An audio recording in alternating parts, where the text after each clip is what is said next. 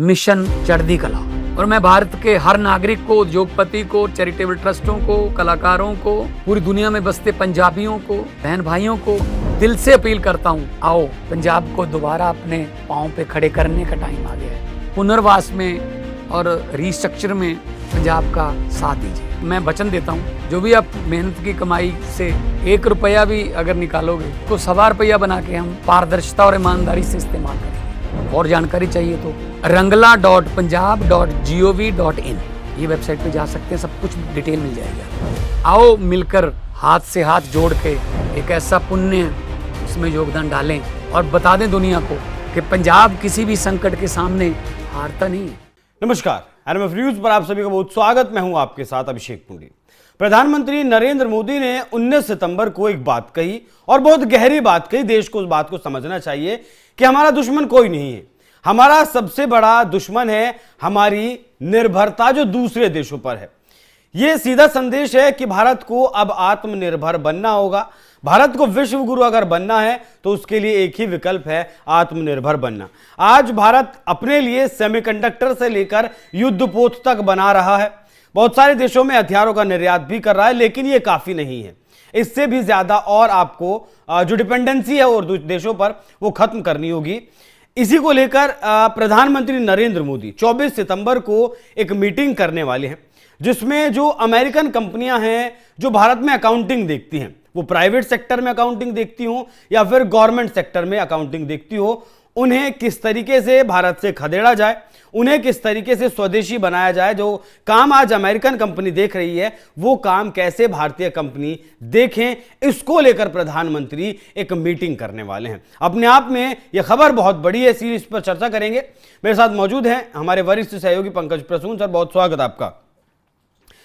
जो अमेरिकन कंपनियां हैं ये अकाउंटिंग का काम सिर्फ प्राइवेट सेक्टर्स में देखती हैं, गवर्नमेंट सेक्टर्स में भी देखती हैं। कितना पैसा हर साल इन कंपनियों को भारत सरकार या फिर भारत से दिया जाता है?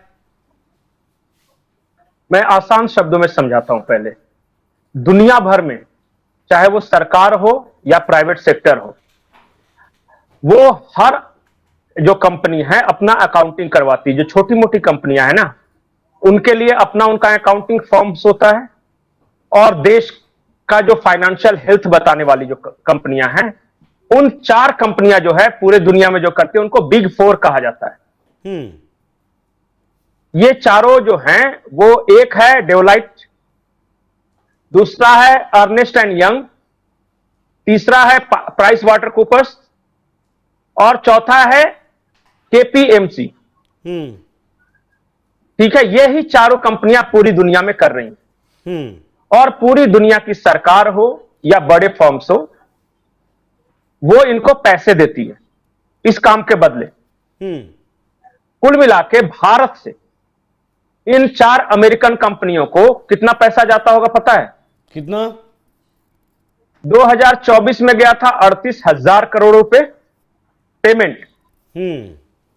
और 2025 में 42 या 45,000 करोड़ रुपए गया था। अब तक जा चुका है। हर साल पेमेंट करते हैं ना भारत सरकार इनको, शुरुआत में ही ये काम करने के लिए।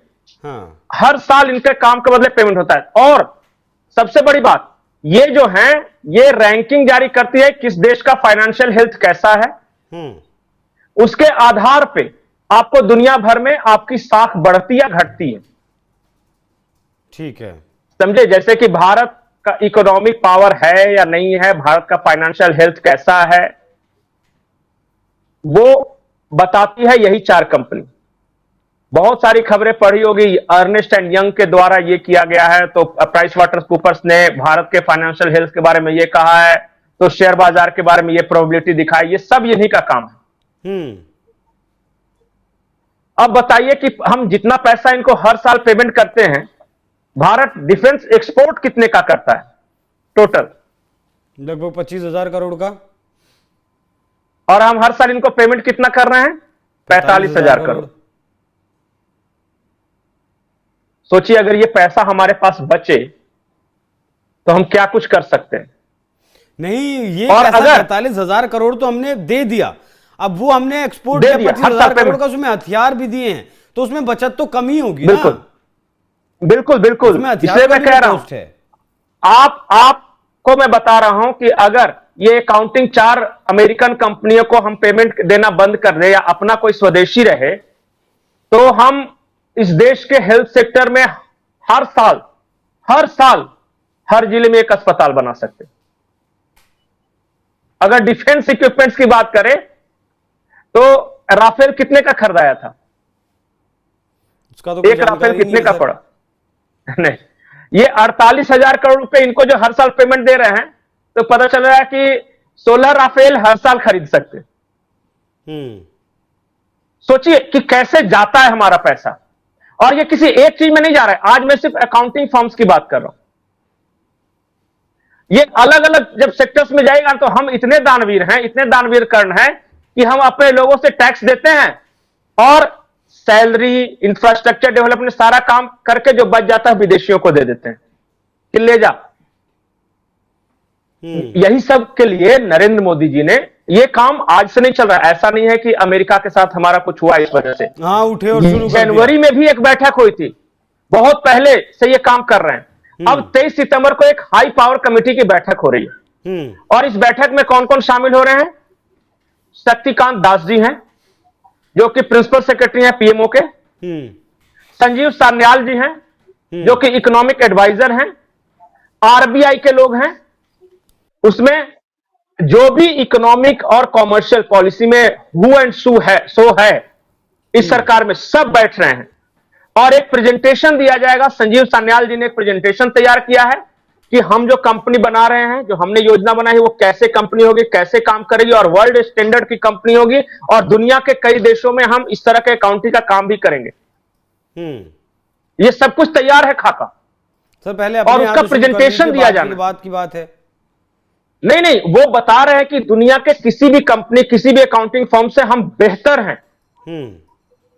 और बहुत जल्द जब ये गो अहेड हो जाएगा, क्योंकि ifs and buts, pros cons हर तरह से देखना होता है, तो ये ज्यादा समय नहीं लगेगा। साल से 2 साल के अंदर हम ये इंटरनेशनल जो एजेंसीज हैं, जो कंपनियां हैं, फर्म्स हैं, इनसे हम सेवाएं लेना बंद कर देंगे और भारत का अपना स्वदेशी अकाउंटिंग फर्म्स होगा। ठीक है, बहुत अच्छी बात है सर। होना चाहिए। ये योजना है सर। अपनी बात पूरी करेगा, लेकिन एक सवाल मेरे मन में आया बीच में।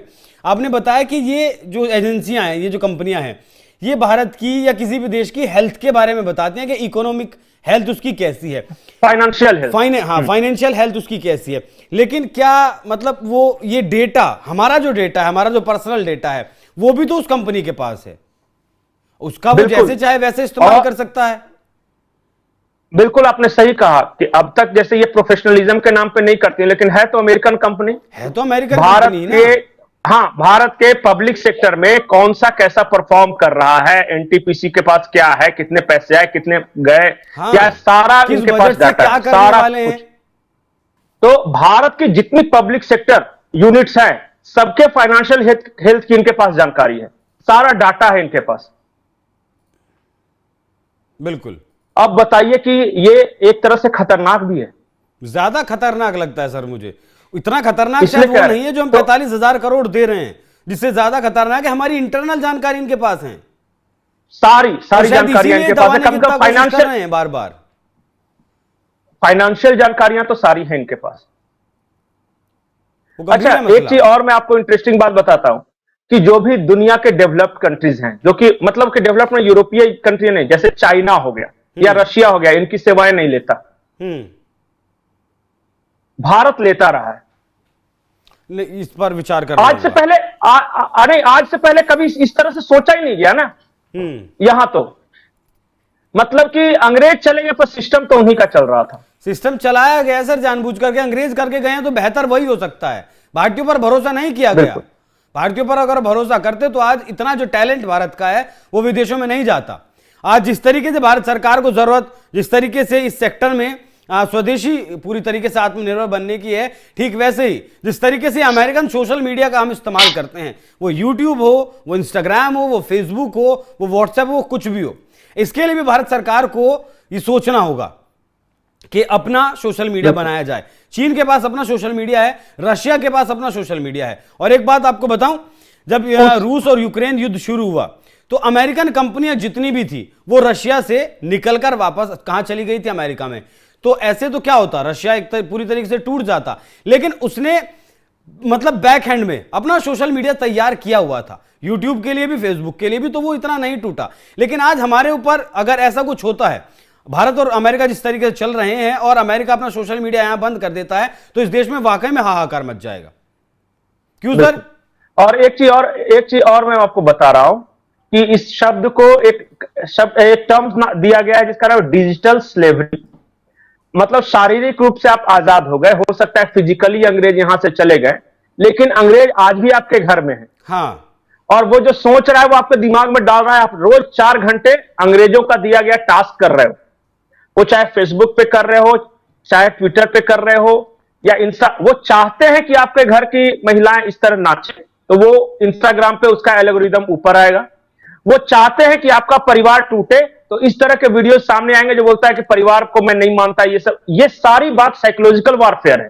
साइकोलॉजिकल ये वॉरफेयर। डिजिटल स्लेवरी से भी आजादी उतनी ही जरूरी है जितना ये फिजिकल आजादी है। गांधी जी ने या फिर जो भी हमारे स्वतंत्रता सेनानियों ने फिजिकली तो अंग्रेजों को भगा दिया, लेकिन वो दूसरे तरीके से आ गए आपके घरों में। बिल्कुल, मैं इस बात को कहता हूं कि हम अभी भी पूरी तरीके से संप्रभु नहीं हो पाए हैं। अंग्रेज चले गए, बिल्कुल नहीं, लेकिन ये अभी डिजिटल तौर पर उन्होंने हमें अपना गुलाम अभी भी बनाया हो। बाकी पंकज जी, बहुत धन्यवाद आपका। बिग 4 के बारे में आपने जो जानकारी दी, देश का जो पैसा देश के बाहर जा रहा है उसकी जानकारी दी, और जिस तरीके से प्रधानमंत्री मोदी ने इस सेक्टर पर ध्यान दिया और इसे भी आत्मनिर्भर बनाने की दिशा में वो मुलाकात मीटिंग कर रहे हैं 23 तारीख में। इस मीटिंग से जो भी निकल कर आएगा, मैं चाहूंगा आपसे वो भी हमारे दर्शकों के साथ आप साझा करें 23 तारीख में। बाकी दर्शकों, आप इस विषय पर क्या सोचते हैं, अपनी राय हमें कमेंट बॉक्स में जरूर बताइएगा। नमस्कार।